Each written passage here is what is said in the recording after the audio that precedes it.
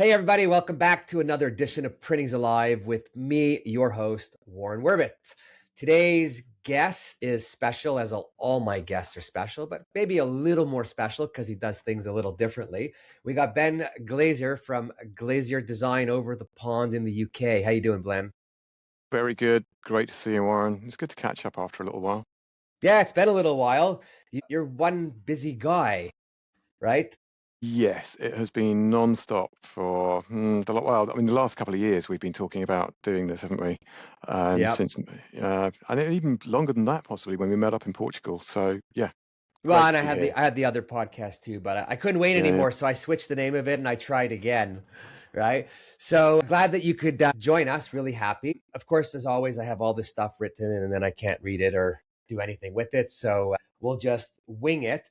But actually, we originally met through the Xerox people or at some of Yeah. those events because you were the designer poster boy and I was the iGen 5 poster boy. Mm-hmm. And then, since then you've gone on to do some great stuff and so have I. But it's all fun. But one of the things that you're really known for aside from great design is you spend a lot of time in the world of stamps, right? And you did stamps for I think correct me if I'm wrong, but like one of your better designs or bigger projects would be with Steve Hawkins. Right. So Professor Stephen Hawking, renowned astrophysicist, probably one of the greatest names in science. Yeah. So to go back to the start of the story, so Well, the hang on. That stamps. that that that was your first great project, or one of them, before your latest great project, which we'll talk about also. But do tell Yeah, the us about them. space stuff, design in space. Well, we'll come to that.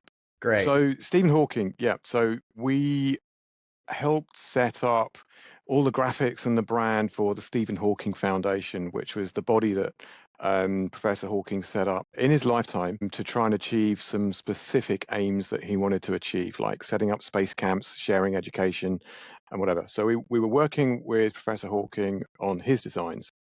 At the same time, we'd been designing stamps for the Isle of Man government.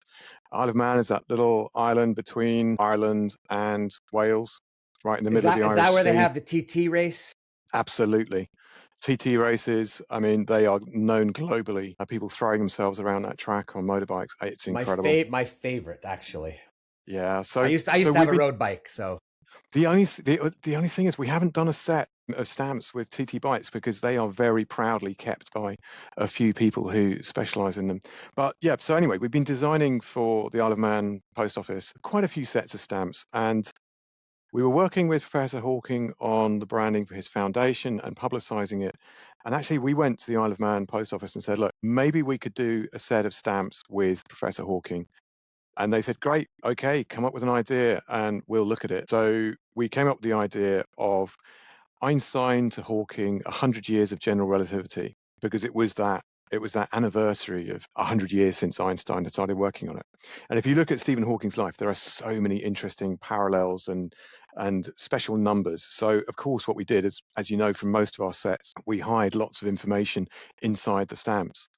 Um, we created a set of 6 stamps and they went down really, really well. And yeah, it was a lot of fun to the point where we ended up one day in the study of the governor of the Bank of England. So right in the centre of London, you've got that big Bank of England building. In there, the governor has a drawing room and the governor has a study. And we ended up in the study and I was able to present a special book of the stamps signed and autographed by Eddie Redmayne. It had been produced as a special edition for sale to Professor Hawking. I had wow. no plans of doing this. We were just there to support an event that was being done, a fundraising event. The event had finished and all the people had left and I was just standing there. Professor Hawking's daughter, Lucy, was there. And I said, look, I've got this book of stamps. It's number 1 in the set of 250. It's for your dad. Can you give it to him? And she said, oh, no, you can. I'm like, what? Anyway, so That's a moment.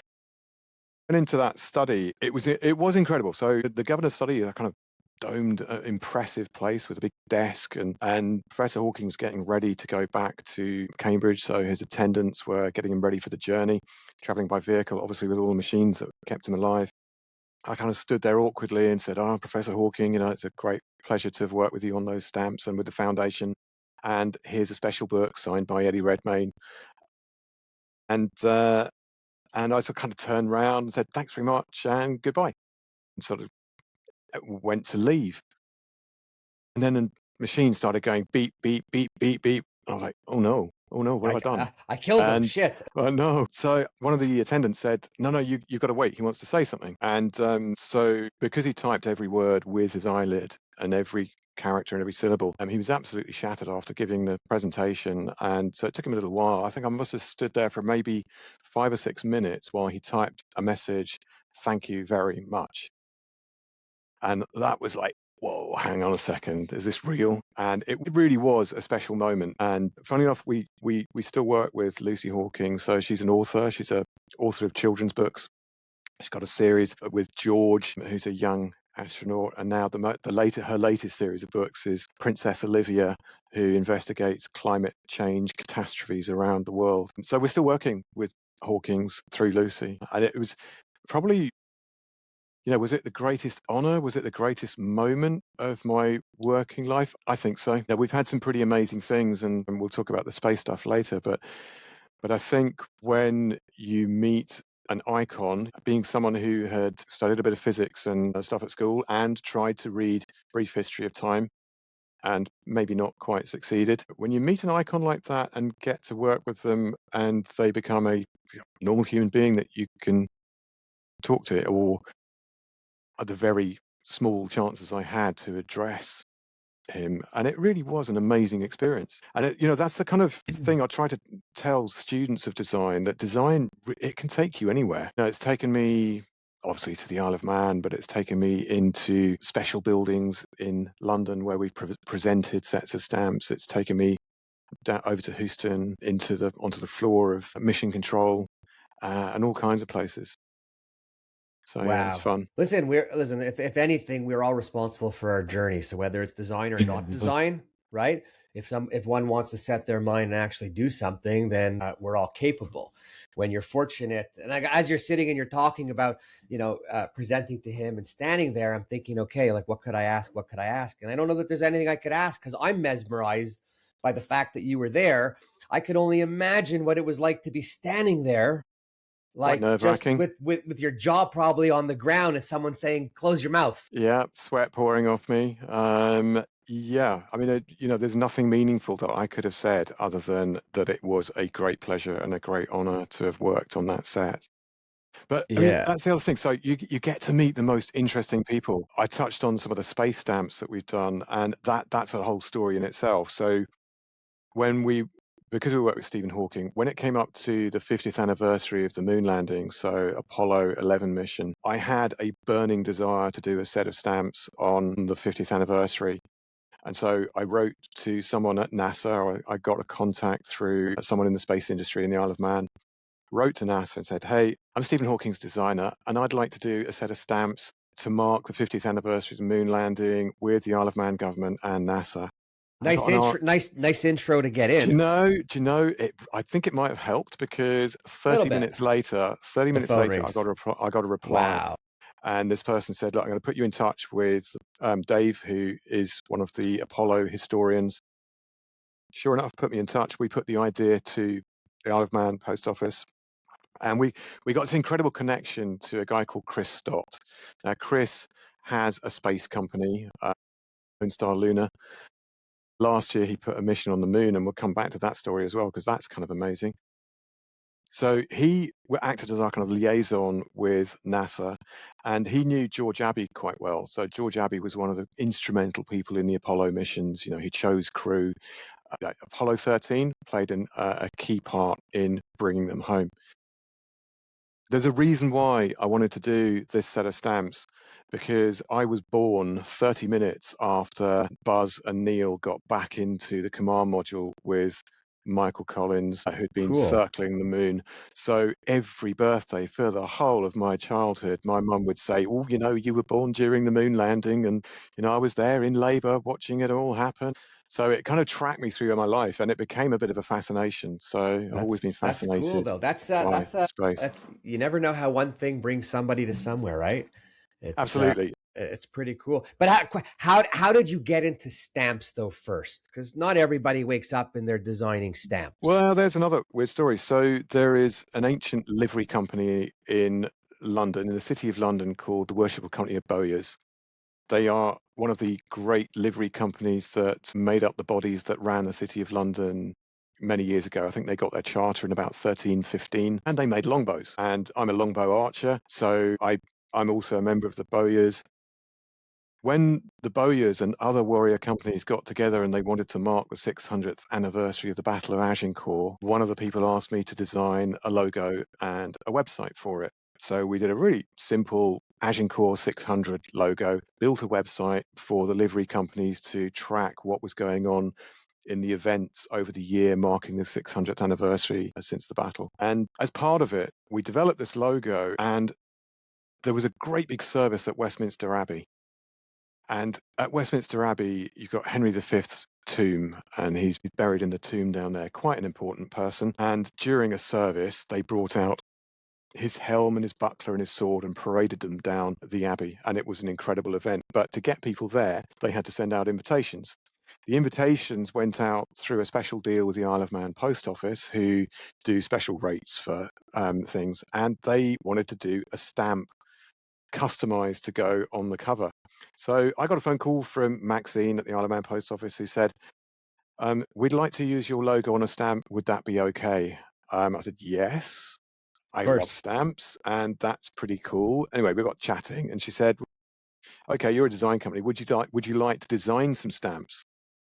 And I said, yeah, I would love to design some stamps. So she gave us a test set, and our first set was to mark the 300th anniversary of the Royal Artillery, a regiment in UK. And we created that set. I went off and did a whole load of research. I will say it was our first set, and it was probably our simplest set in terms of design, because we kept to the script. You know, we divided the 300 years of the Royal Artillery up into 6 50-year segments, got uniforms from each of those segments, met up with Kate Philp, who was someone who was wounded in Afghanistan, lost her leg, and Mm.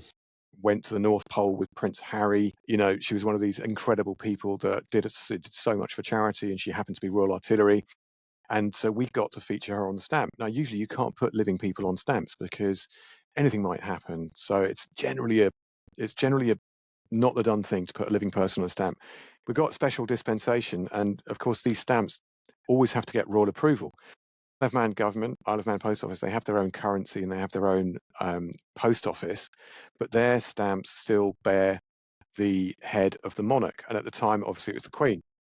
So the Queen had to personally sign off on every single set of stamps that we did. We had to go through some hoops to make sure that, you know, this putting a person on a stamp because they're there forever was going to be okay, but the Queen approved it. So our first set of stamps went out there. And our next set was actually the Stephen Hawking set. And most of the sets that we've done are sets that, for some reason or other, we've come up with a reason to. So, for example, the first set of NASA stamps was the 50th anniversary of the moon landing, and we called that One Small Step. We then did a follow-up set, because that set ran through the Apollo missions up to Apollo 12. We then did a second set called One Giant Leap, and that ran through from Apollo 13 through to Space Lab and the ISS and the shuttle. So it kind of brought us up to date. And then last year, we actually, or a year or two ago, we got to do a third set, which was Back to the Moon. And the reason we did that was because while we were in Houston in Mission Control, on the live floor of Mission Control while they were operating the International Space Station, Wow. talking to flight director and ground control, Mike Pence was down the road at another NASA facility giving a speech saying that America would go back to the moon and onto Mars. So we called our third set of stamps Back to the Moon. And again, involved Chris Stott, because his company, this space company that he's got, he has done a massive amount to do with satellites, but he's now sending missions to the moon because he's putting data centers in space. So Wow. anyway, so we got these 3 sets of space stamps, you know, the 3 moon landing ones. And one of the moon landing Back to the Moon stamps was actually Chris's data center.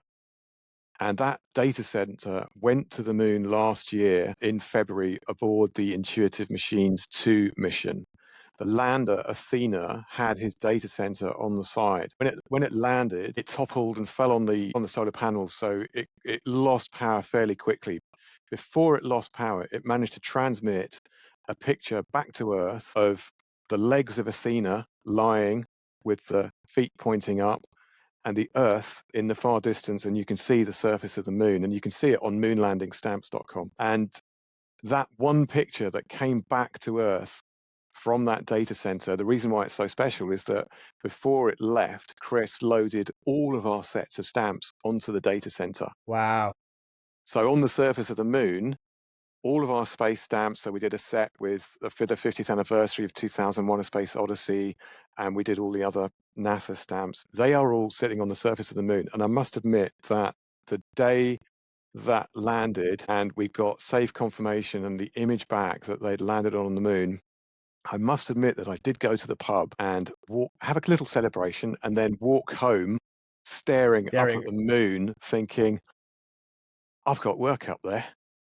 And it can't ever be destroyed because it's on the surface of the moon. Who's going to go and nick it? The Wow. only thing that could damage it is if an asteroid kind of like smashes a data center. But I think it's probably going to last as long as I'm alive. So that was fun. That was a little bit of That's pretty cool. That's almost surreal to be connected with those people and the group, yeah, and then to do the design, and then like to actually, watch the rocket going up. If you watch some of yeah, that, you're like, hey man, there's yeah. part of me. Yeah, well, I mean, that's the weird thing with stamps is that you do get this little bit of immortality because stamps go into a global register of stamps that's basically there forever because they are a little bit like currency. So yeah, that was really fun.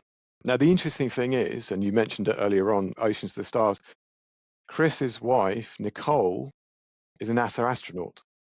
So the NASA connection went on. Oh, That's NASA astronaut. Okay. NASA, yeah, she flew on space shuttle, couple of missions, but she also spent 104 days in space. She was on the ISS. Incredible astronaut, engineer, Wow. but she's also a deep sea diver. She's been down to some of the deepest depths that humans have gone to in So the that's ocean. like the two extremes. Right. And you can't do that in the same day, or you're going to get the head bends. Exactly. So I think she spent about 18 days underwater and in the deep Wow. sea. So she's an incredible ideas person. She also painted the first watercolor painted in space. So when she was aboard the ISS, she painted a watercolor. And there are pictures of her online. If you Google Nicole Stott watercolor, you'll see her holding up a picture called The Wave. And the wave was like a kind of coastal image with movement of water in it. That was the first watercolor painted in space. And she's one of these people that lives to connect art and science. And she really lives it because she's got a foundation space for art. She works with children, doing artistic projects with children that then also end up sometimes in space. So Nicole and Chris, both incredibly intuitive, intelligent, and obviously we got chatting, and then this idea came out about From the Oceans to the Stars, which is the most recent set of stamps that's just come out. And what that really is a journey from the deepest ocean out into space. So the first stamp is down in those deep, deep waters, and the Schmidt Institute got this incredible picture of a blue glass octopus. And this octopus is translucent.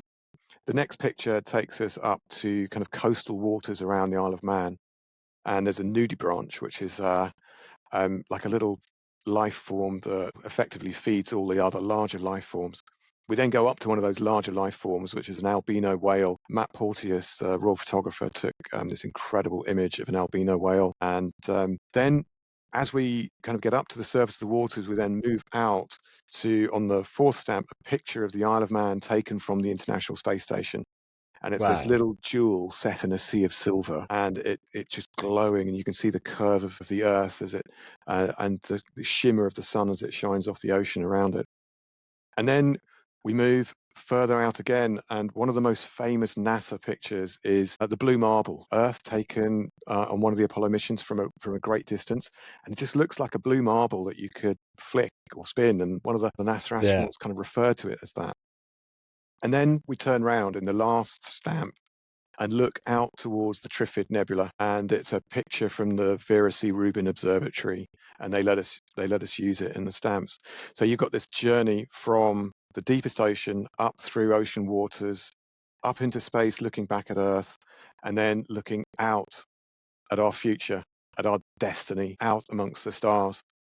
And there's this thing that astronauts experience when they go into space and come back, particularly if they spent a bit of time out there, is called the overview effect. And it is where an astronaut looks at the Earth and then suddenly gets this realization that everything that ever was and ever will be for humanity is kind of enclosed in this space that they can see with a tiny thin blue line about it. And they realize the fragility of the planet and everything about it. And it kind of occurs to them, well, why are you fighting? And the way Nicole put it was to say that actually the whole world, we're all crewmates on the same spaceship traveling through the vastness of space at 18,000 miles an hour or whatever it is. It's a fast speed that we're moving through the galaxy. And it's a philosophical moment. And Frank White, I think it was, who was the author of the book, is a space philosopher. And it's an overpowering effect, and you can only get the merest glimmer of it when they talk about the effect that it has on their life and the importance of life on this Earth. And maybe it'd be a good idea if everyone kind of left the Earth for a little while, saw how valuable it was from a distance, and then got to come back and realize, yeah, actually, we shouldn't really be fighting, should we? No, and also to realize how big the world really is, right? Because we sit on this planet just looking up at the clouds, the sky, the sun, the moon. Actually, the other night I had out the Google Sky, and I said Yeah. to someone, "Is that a star?" And it was really, really bright. And when I took out Google Sky, turns out that I was looking at Venus and Saturn This a few days ago, 2 days ago. yeah, so they were really bright. Yes, And we were walking home from the pub, as a bit of a theme there. We were walking home from the pub the other night, and I pointed them out to a friend, James, and said, look at those two. And so he, put his phone up to them and identified them, and yeah, really bright. But this whole thing with space, I mean, again, it's taken us to crazy places. So doing graphic design got me into that mission control. It's got our design to the moon a few weeks ago with Nicole stamps. Nicole's charity, Space for Art Foundation, and one of the other groups involved, an Ocean Preservation Group, took over the big screens at Piccadilly Circus, and they included all the images from our stamps in a 10-minute wow. looping 90-second video that incorporated the stamps and kids' drawings and stuff, and the logo that we created from the oceans to the stars sits on the screen for the entire thing. Now, my office has been within 600 yards, I think, roughly, of Piccadilly Circus for the last 27 years. And Angie, who runs the business with me, my wife, came down to London. We went and watched and stood opposite the big screens at Piccadilly Circus while this video looped. And I was like, Just going, wow, wow, wow. yeah, it's like another moon Right? moment. It's like, oh, that's our design up there. That's pretty cool. I mean, I'm not saying I'm retiring or anything, but No, but it's leaving all that aside. That's like, a little bit of recognition, a little bit of self-fulfillment, and yeah, I and mean, you one can get and no, but and one has to be proud of what they've done because not many people get to stand in that place. this is true. You've got to be a little bit careful sometimes. Sometimes I have to pinch myself and think, how on earth did I get here? And actually, because I give talks to students in university occasionally, that kind of comes up with a question. It's like, oh my God, how did you go from just being like doing design or PR or marketing and things like that to getting stuff on the moon? There was no intention there. There was no great ambition. It just happened because You put it in the with universe. yeah, basically, because every piece of work we approach, we challenge the brief, try and do more. You know how our brains work, you and me, we're kind of on a similar thing. Why do something simple when you can make it really, really complex, right? And add so many I don't layers. I don't have enough trouble in my life that I want to add just a little bit more. So when we did a set of stamps for 100 years of the RAF, now why did we do that one? Well, I realized that the anniversary of the RAF was coming up. My grandfather was a 20-minuter. He flew Sopwith Camels in the First World War, and his war lasted 2.5 weeks. At 17 years old, he went to ground training, was shipped over to France, got shot down a couple of times in a period of 2 weeks, survived, managed to get back over the lines. Basically, his job was in a little Sopwith Camel plane, which is made out of balsa wood and canvas, I think, was to fly along the trenches, taking photographs down into the trenches to spot German positions. And of course, their job was just to shoot up at him as he flew over in a not very fast aircraft. So anyway, he got shot through the leg on the last time he got shot down. His war lasted 2.5 weeks, but the reason those guys were called 20-minuters was because the average life expectancy was 20 minutes when you were in the air. They were basically cannon fodder. But he survived, made it back, lucky, because he was only 17. So I wouldn't have been around if he hadn't. So anyway, I wrote to Isle of Man Post Office and said, look, can we do a set around the 100 years of the RAF? And they said yes, put it together. Every time I have to kind of put together a proposal and say why it's a good idea, why I haven't completely gone mad. We put the idea in and we got to work with the RAF Benevolent Fund in the UK. So first we went to the Ministry of Defence, got approval from them to access records and photographs and use the MOD image database. Then we went to work with the RAFBF so that they could get some kind of benefit out of the stamp issue, chose the 8 great aircraft leading over the 100 years of the RAF. And the first one obviously being a Sopwith Camel, going all the way up to the F. And we didn't just put the aircraft in the stamps, we also hid GPS references to airfields that were associated with those aircraft. We put medal ribbons on the bottom left-hand corner. Down at the bottom, we put the name of someone who was important to the RAF. So crammed into this tiny 40mm square, about 8 layers of information. Wow. So if we go back to why do I do this? I do it because it's fun. This is not really commercial. Our main work is commercial graphic design for big companies and small companies. But this, for me, is absolute fun. It's immersion. I collected stamps as a kid. I don't anymore, but I've got enough on the shelf now. But I just enjoy that creative streak of taking the concept of something that is really, really large and reducing it down to the tiniest piece of design that you can pretty much do, and yet keeping in it a story and meaning and a benefit to others, so that when people look at the stamps and when they go, I wonder why there's a Spitfire on that stamp, and who's squadron leader so-and-so, It's the I want them to look at it's the smallest storybook. Exactly. Yeah, every stamp Right. should tell a story, and you get really plain stamps, country definitives that are just in the UK, obviously the King's Head now. But stamps have always been objects of beauty. You think like Fiji and places like that, where they produce these gorgeous stamps. So to me, they're like summing up the skill of storytelling and design in the smallest thing. You know what the hardest thing to do when you're trying to tell a story is not get 10,000 words on a page, it's to drill it down to 100 words. And it's the kind of the same process with those stamps. Yeah, get the point across and keep it minimal. Yeah. But it's I mean, it's kind of sad that, the world is changing and stamps will not be used probably in 30, 40 years' time. And people may not collect them anymore. I was just at the post office because every time I get an order on the printwhisper.shop, I write a thank you card. And then but you're not licking stamps anymore. You're just peeling and sticking because they're using adhesive. So I miss the taste. But what are you going to do? Funny enough, I don't miss the taste because I kind of started my career in PR, and that was a process of sending out about 300 press releases a day, and you'd end up with gum all over your hands. And if you were lucky, you had a little pouch that had a sponge in it, a wet sponge, and you tear the stamp off, put it on, and then slap it on. Do that 300 times. You're just covered in gum, and it ends up in your mouth, on your cup, and everywhere. I'm laughing because when I got into print, my first print job, or one of the first jobs we had, was like a 1,500 piece mailer, and I was in it new. I didn't know anything from anything. Did you lick all the stamps?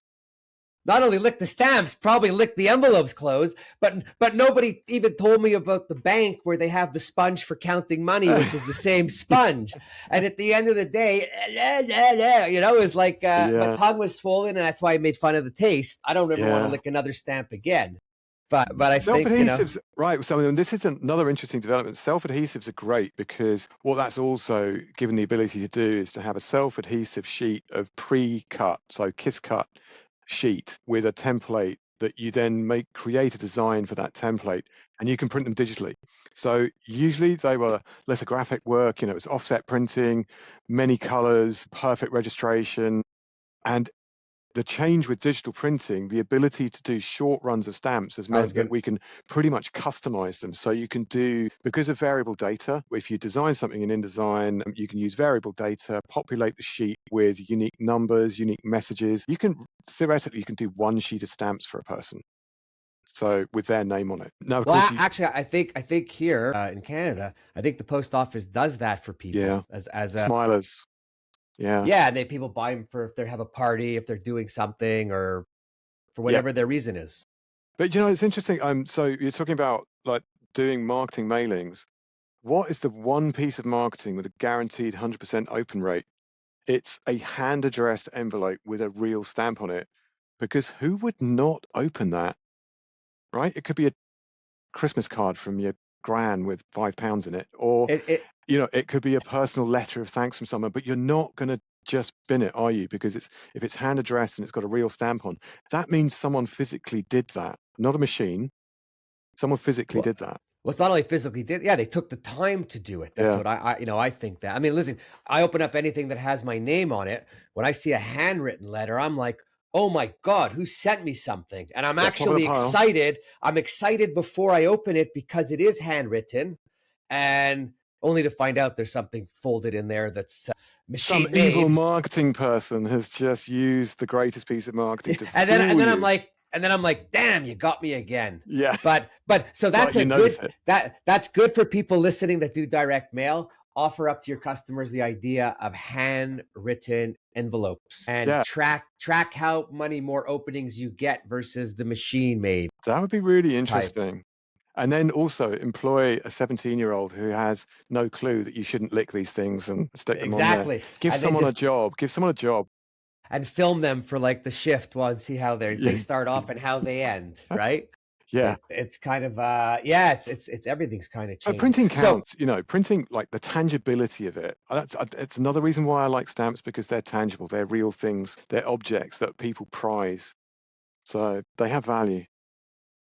question, what did it feel like when you were on the floor of Mission Control? Because I only see anything I ever see about Mission Control is on a screen somewhere or a video Yeah. or something I'm watching. But Right. So not only did I grow up as someone who was born during the moon landing and constantly reminded of it, I also grew up a completely mad Bowie fan.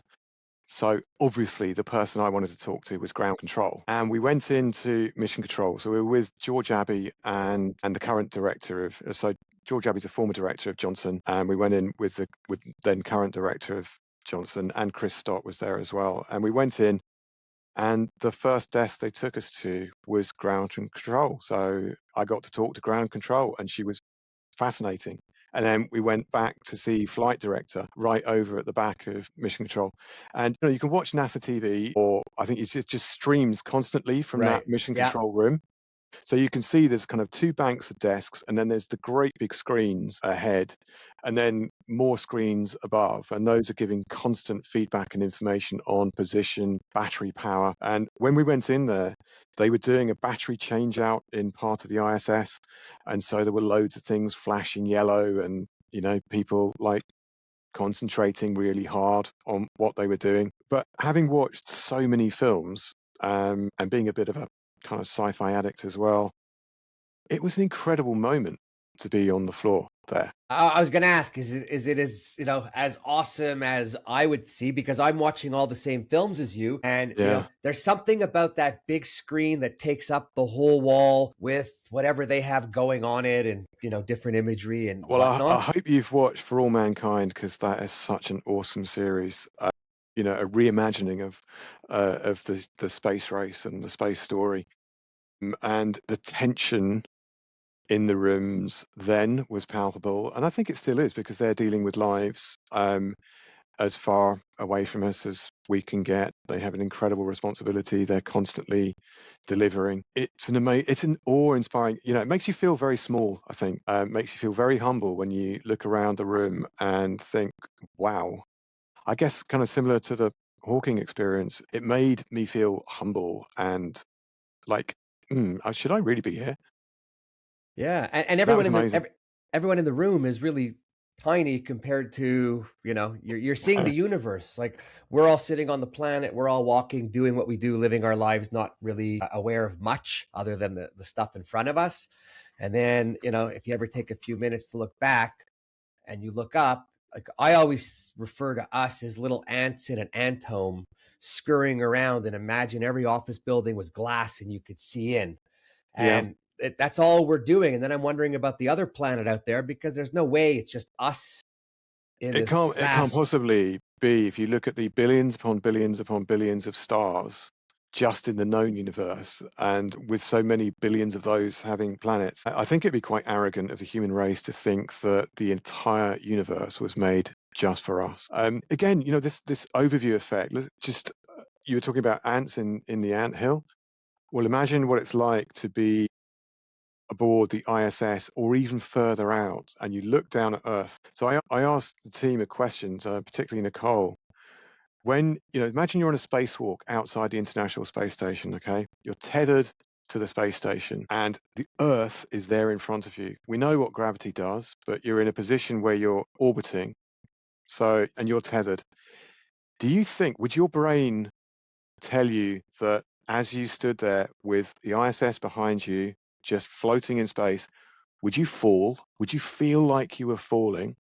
Or would you feel like you were so distant from Earth that actually it was over there? And the part of the overview effect examines this kind of feeling of when in the future we do leave this planet. Some people will leave the planet, work on the moon, the bases they're planning to build there at the moment. They were featured on one of the stamps. They will work and they will come back. Then there will be people who leave and go on a really long journey to Mars and come back. And then there will be people who leave Earth forever because they are gone, they are going. And what will they think about Earth? What will their overview effect be? What will their thought process be around what goes on that planet? Because they cease to be Earthlings at that point. And then take that a step further and think about them having children who have never been on Earth. Are they Earthlings? Wow, it's a good way to. This is where it's seriously worth reading the book. Actually, I'll send you the link. I've got a battered old copy. I think it's kind of out of print. You have to buy it on eBay or one of the other things. It's quite mind opening, and you realize again just how unimportant we all are in the great scheme of things. In galactic time or whatever. We are really quite little and Listen, fragile. I think we forget, in terms of our own lives, how little we are over the course of our lives, and how we spend so much time dealing with minute, I'll just call them stupid things that waste our time, because we don't have a lot of time on the planet, right? We're here for a very short time. I'm always saying we got to figure out how to make this the best time, and who wants to argue with anyone, because it's all a waste of time at the end of the day, right? So it's we know Spend your we're time the best you possibly can. every day. I mean, it's And just and we'll be happier. People will be happier. taking it back to students, this is why I love some of the things I get to do, because talking to a group of students in a university who are at the start of that working life, everything is this great opening prospect for them, whereas maybe we are narrowing our focus a little bit. For them, everything is possible. So, when they said, "Oh wow, yeah, you designed stuff that's gone into space," I'm like, "Yeah, but you have a much better chance than me of designing real stuff going into space." If you think about the future of printing, so let's look at one of the nearest opportunities for the future of printing off-world. So when we go and explore Mars or the moon, we can't ship all the materials up from here. what we're essentially going to do is build gigantic printers that will print buildings, print living accommodation, infrastructure, tools. So printing has a future. So talking to these kids in university and saying, look, actually, what I've done isn't that amazing. You guys are going to get to design for the future of humanity, because the next 40, look at where we've come in 40 years. The In next 20 40 years. years. Yeah, right. So look at And it's going faster, it exactly. seems. Yeah. So they're going to get to design for the future, off-world design, and that kind of ambition. And when you see like the twinkle appear in their eyes when they realize, wow, then you think, great, you're going to have a good career. First of all, I never thought about it like that. And when you say talk about, thinking about design for printing for the off world, that's a series of discussions unto itself. A new And future awaits you in the off-world colonies. we got to talk to Elon about that, right? We need his help and his financing. But no, these kids have great opportunities, and I think it's part of our job actually to let them know, to tell them to look, tell them to see, let them know that a lot of people getting older, a lot of younger people are nervous because they don't see a lot, but they're listening to the wrong people Do you because know, one of the things I try to drill in is to say, always challenge the brief. And, we've kind of used this. I think you probably know Veronica Heaven, who runs the Heaven company. She runs a competition for designers, different universities. So some universities in the UK, some in the US. And these young designers submit artworks, and it's called Briefcases, the design project. And we get to judge it. So it's designed for print. So there are industry people, there's a few designers, there's a few print companies involved. And this design for print for the future, these kids are given a brief, but my advice to them is challenge the brief. Go through the brief and look for the things that are unsaid. Why? Well, because when they get into their careers, say a client walks in and says, I want this.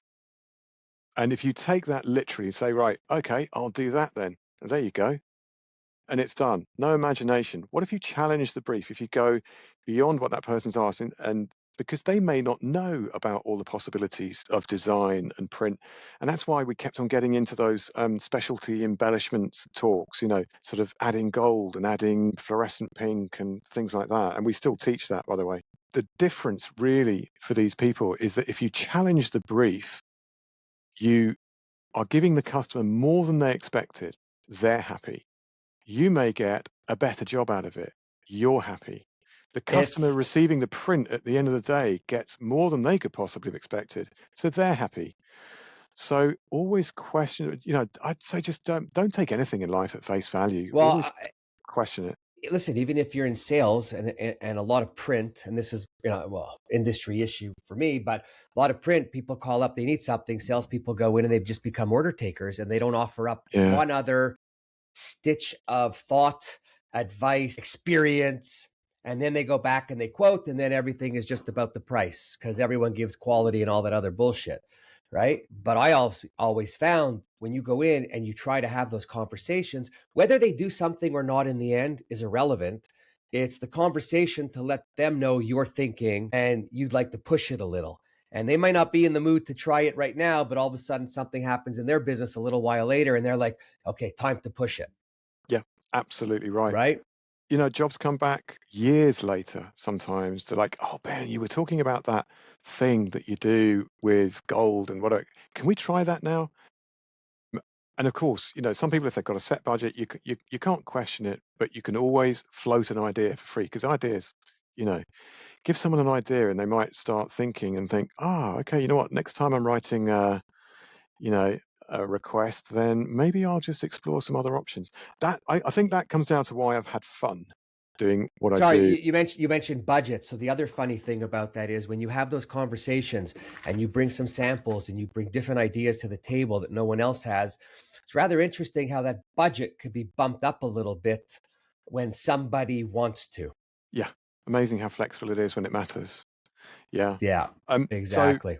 for the students, anyone entering their graphic design career or their printing career, that kind of is my direction, so that they can have fun as well. And I love watching them create. You should see some of the stuff that these 20-year-olds create. They haven't even left university yet, and they are producing stuff that I would be proud to put in front of a client tomorrow. And you can see these brains going, it's just amazing. Yeah, part of university, at least for me, was, you probably need to have some professors like yourself that speak with the class and just don't dictate to them. Because when you have a professor who's engaging you, you get more engaged as opposed to talking to you. Then you just don't really think the same, I think we right? all wished for that from teachers, didn't we? Always I the best teachers in school. I didn't make it through university, but probably for that reason. Although the only class I did like and make it through for some reason was marketing. but Interesting. but not, I didn't go to the exam. I enjoyed the class, I enjoyed the conversation, I enjoyed the realism of talking about Colgate or Pepsi in things I could relate to and see on the street. But that was it. The exam I didn't go to, because who read the book? It's too big, right? Okay, so just to move away, talking design today, in the world of design and print, everyone's talking about embellishments and fifth colors and sixth colors, and we get a lot of pushing from the OEMs because they're the ones who basically created it, right? We all know, I'm just curious as to what your take is, because we all know that them creating it and pushing it hasn't gone as they planned, right? There is a gap, right? It's a mental gap. And here's how I can probably best describe it. If you think about opening InDesign 10 years ago, maybe for some people last week or this morning, opening it in CMYK, that's just kind of like a bit old school. Now you've got gold, silver, white, clear, fluorescent pink, fluorescent yellow, a whole load of effects, clear and low gloss clear, and all these specialty finishes. I think the mindset shift has to be that we don't need to design in CMYK anymore. You've got these colors as standard colors. It's not a hassle, that much of a hassle for the printers to change them out. For the designer, the mindset shift is to open their palette up from RGB CMYK to the full set. And instead of thinking, what special can I add to this job? It's like, which of these am I going to use today? Just treat them all as normal. Well, every And I job think is a special job if you like what you every job's do. a special job, but Right. also now that it's so accessible, why should that be treated as special? So, Because digital printing has come so far, but there's right. also the other things that you can do with it. So for example, like we were giving a talk the other day about using fluorescent pink to enhance Pantones. So if you have a Pantone in your file, not that many people use Pantones anymore because they've all moved, onto a commercial model. But if you have a Pantone in your file and there is fluorescent pink in one of the big machines, there's an automatic setting on the machine that can look at the file, identify the Pantones as spot colors, and go, right, you know what? I know how to enhance that, so I'm going to, because take my color. Like, for years we've been using orange and navy blue as our colors. My original Pantone is Pantone 021, Dutch orange, really vibrant, bright orange. For the last 27 years printing it as CMYK, it kind of comes out kind of flat. But with the enhancements that you've got on the machines now, I'm getting true Float your pro. Right. true Pantone 021 on digital print. So although they keep pushing them as specials, I think we need to start thinking of them as normals. They're just tools, like we were talking I about like earlier that. on. Tools in our tool set. Use fluorescent pink to make brilliant orange. Okay, wow, didn't know we could do that. Use silver to make a pastel shimmery blue. Well, if you go back a few years, you'd have been struggling through a Pantone book and then get Well, your printer to make up the ink or order it in from Pantone. But now you can kind of just do it.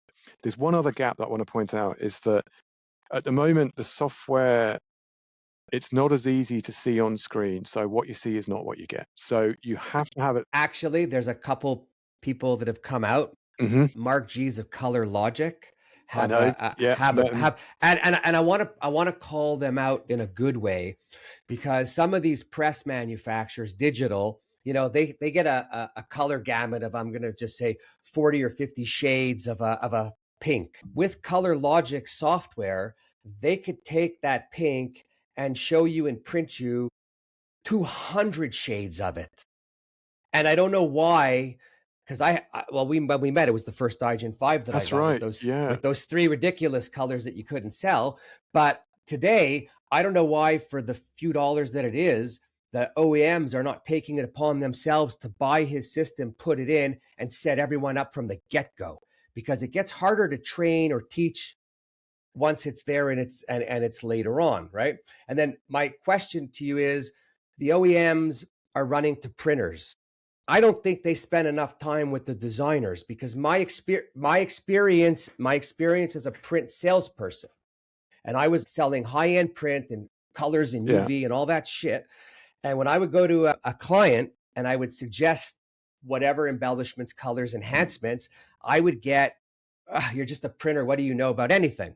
And then when the agency would walk in and suggest the same thing I would suggest, oh my God, that's amazing. And they'll pay the price. So, yeah. But right. too much. So let's get down to a basic fact on this. Printers don't sell print, designers do. And our whole relationship with Xerox over the last 8-10 years has been around communicating with graphic designers. So we've done creative projects that communicate the skills that you need to use those specialty effects direct to graphic designers rather than talking to printers. We do talk to printers as well, but one of our projects has been to train graphic designers, and we still give talks and webinars about how to use the specialty effects.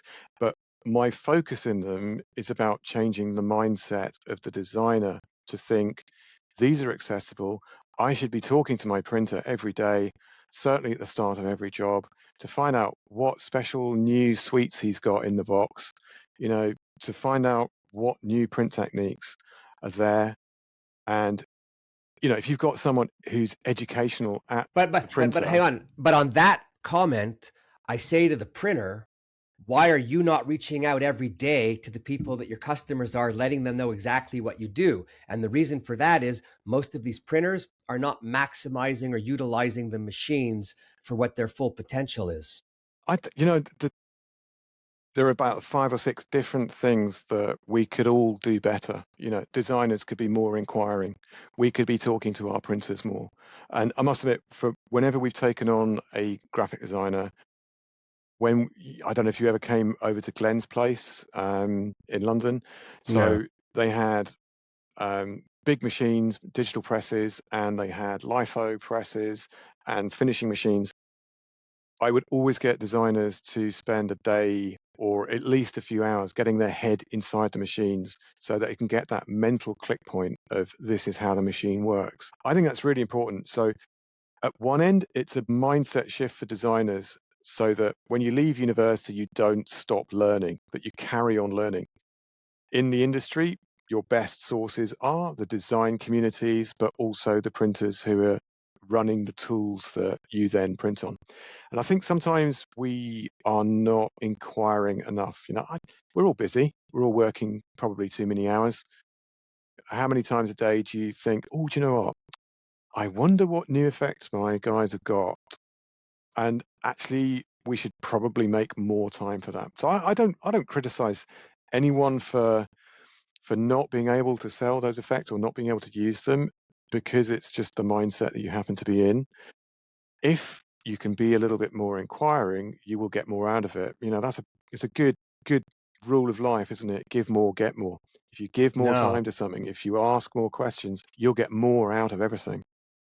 No, I like that. What I really like, though, is the idea that we need to change the mindset of designers to thinking in. Don't think in CMYK. It's not there are no more standard colors. They're all standard. Use them. They're all standard. You've got 11 at least. Now, if you start looking into the fluorescents and then the metallics and then UV, so one of the projects that we did as part of the webinar series for Xerox was to look at how you can use UV in alternative situations like security printing, or so you could print an invitation that's got a message hidden behind the print in a UV ink. Now, people have been doing this for decades because of specialist UV inks. But this is accessible to every Everybody, designer right now. everybody.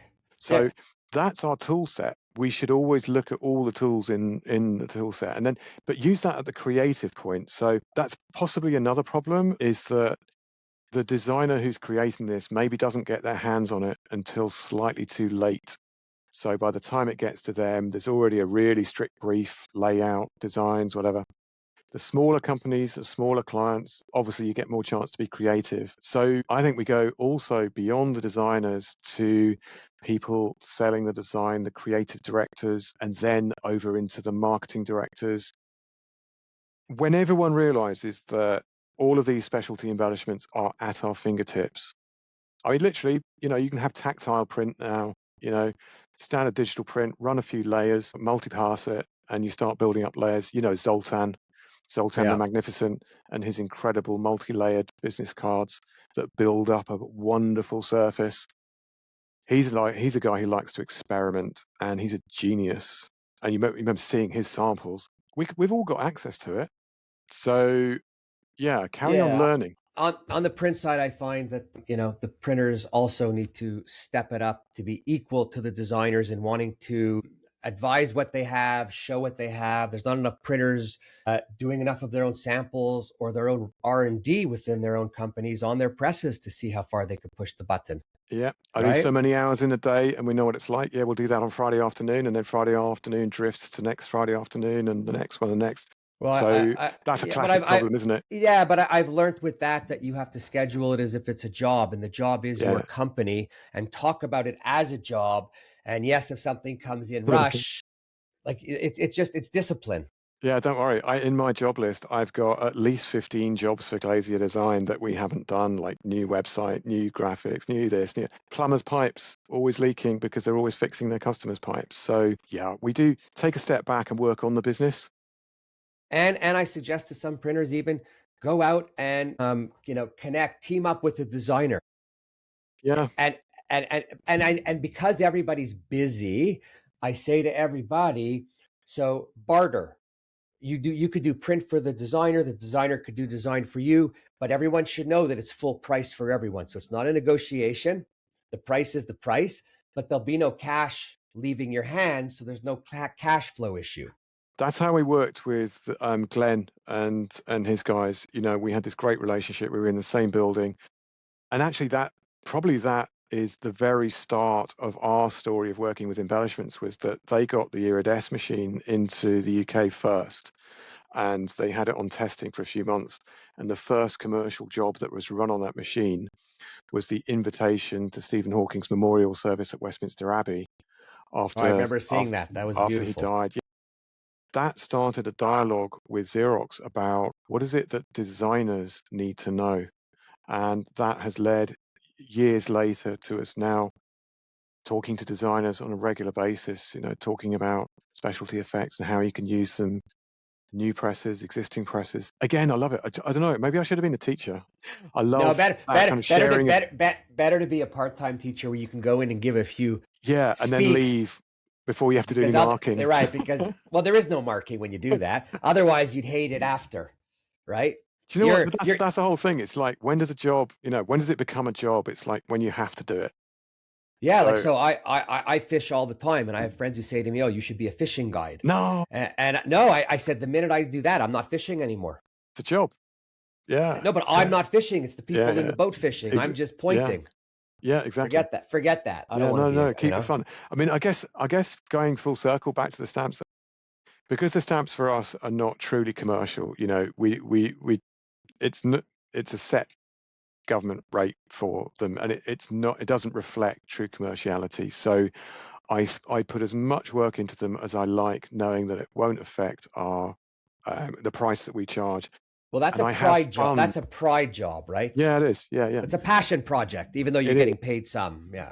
It is, and it is just so much fun. So I think I'm probably very, very grateful that as I get 27 years now being in business, that we have something that we can have a lot of fun with. And it takes us to other places. People see the stamps and they go, "Oh, wow, that's quite interesting," which gives the excuse to talk to them about other stuff. marketing and campaigns and the importance of cramming information in without cramming it in. You know, having a visible story, having a message that's consistent through everything. Business today is storytelling, and too many people don't have any story, Yeah. right? You And know, I mean, I still start every logo, funnily enough, pencil, always on my desk, pencil, paper, sketching, getting the meaning into it. And it starts with a thought process of, well, what does this company mean? Getting inside someone's head and finding out what was it that made them get up that morning and start a company, and what is it that drives them forward? What is that moment of clarity that they have every day, whether it's in the shower or whatever, when they can see their business, their empire in front of them. It's all laid out, it's all perfect, it's all working. They've got offices over here and units over there. I try and extract them from that from them, and then turn that into a pencil drawing to start off with, trying to get into the logo some of the meaning that they have in their company. That's that. if you're not having fun doing what you do, whatever it is, it's not good, right? The more fun you Yeah, have, the more fun you have, the less time you think about the time you're spending. yeah. Well, You're look, just going with it. for me as well, you know, beekeeping. I'm a beekeeper part-time. If that was a job, it would be a very hard job. It was 35 centigrade here the other day for about 4 days, and I was in thick trousers, a t-shirt, sweatshirt, and then a full bee suit over it because the bees were particularly stingy that day.